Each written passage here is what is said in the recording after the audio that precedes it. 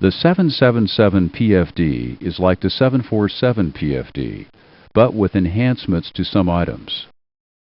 During pre-flight, the landing altitude flag is displayed until an origin airfield is entered on the route page. After entering the origin, a landing altitude indication replaces the flag. The indication is set to the departure airport or runway altitude until the airplane is 400 nautical miles away from the origin airport, or halfway to the destination, whichever occurs first. After that, the landing altitude indication is set to the destination airport or runway altitude.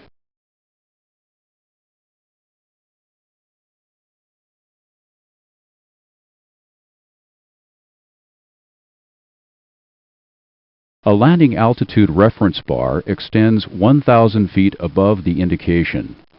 The bar is amber from 0 to 500 feet, and white from 500 to 1,000 feet. An AFDS barometric source indication shows which pilot is providing corrected barometric altitude to the system.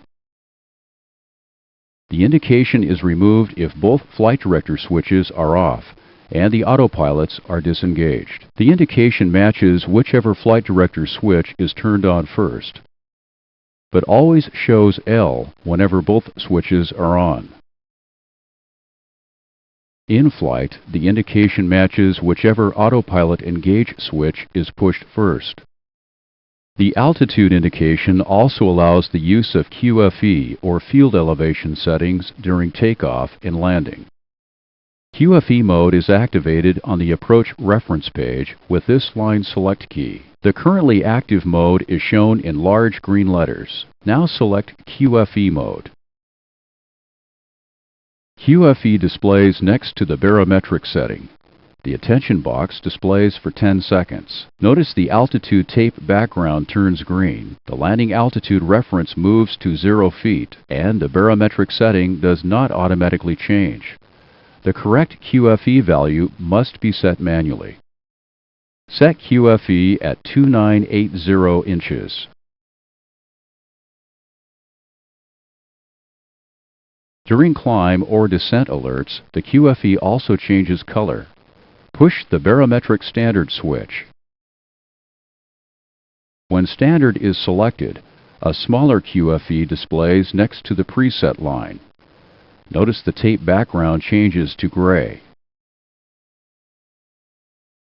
Now let's return to QNH use. Select QNH mode. QNH and the attention box are displayed for only 10 seconds after activating QNH mode. Again, the barometric setting must be set to the correct QNH. Flight path angle guidance is also available. Flight path angle mode controls to a specific climb or descent angle rather than a vertical speed rate. This switch toggles the operating mode between vertical speed and flight path angle. Push the switch.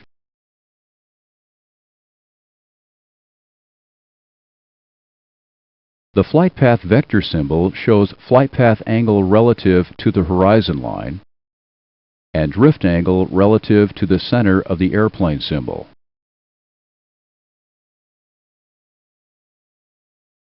The selected flight path angle symbol corresponds to the MCP window setting. Both symbols display at a smaller size if the associated flight director switch is on. The flight path vector symbol can also be displayed and removed with this switch, but only when flight path angle mode is not engaged. Now re-engage vertical speed mode. Now let's look at the approach minimums display.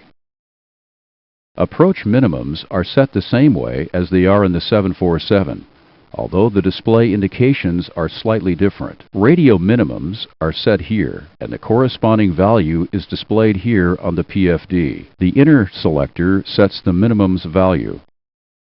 Now rotate the minimums reference selector to baro. Touch the highlighted area.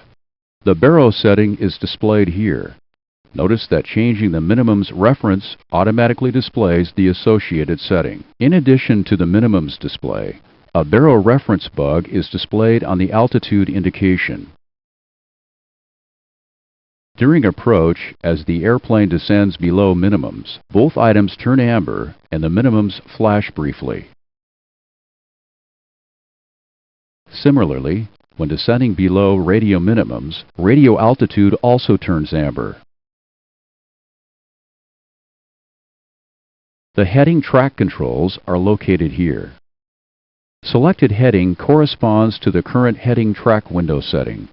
The heading track reference switch toggles the display between heading and track. Push the reference switch.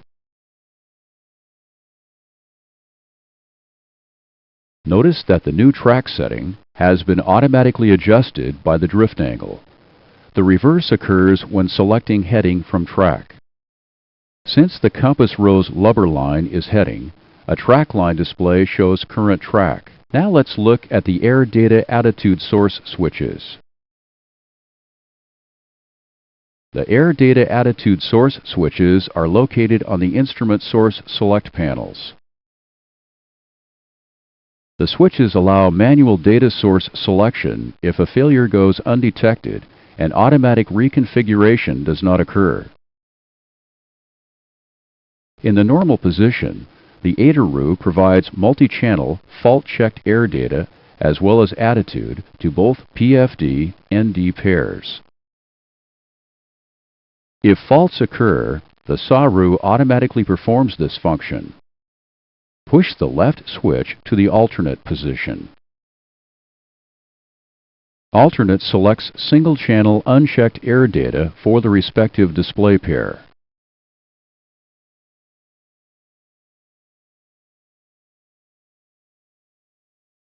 The Navigation Air Data System Advisory message displays when failures cause single-channel air data to be automatically supplied to both PFDs. These other messages display as a result of the failures.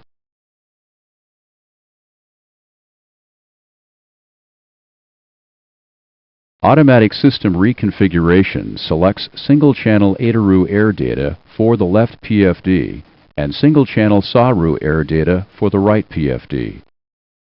The standby airspeed, altimeter, and attitude indicators retain their normal data source.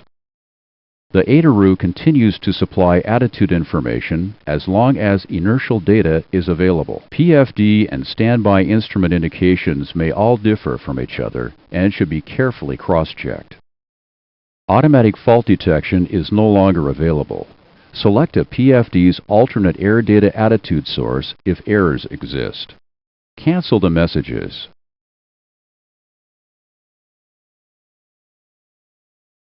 If one pilot's air data attitude switch is an alternate, and additional faults cause both PFDs to be supplied by the same single-channel air data source, the advisory message Single Source Air Data displays. Indications should be cross-checked. Cancel the message.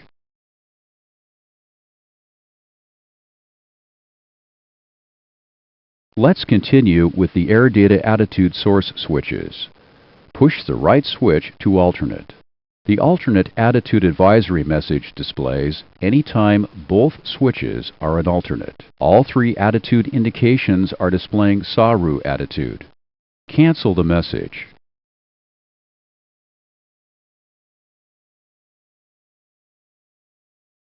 These advisory messages also apply to the PFD. Touch each message for an explanation.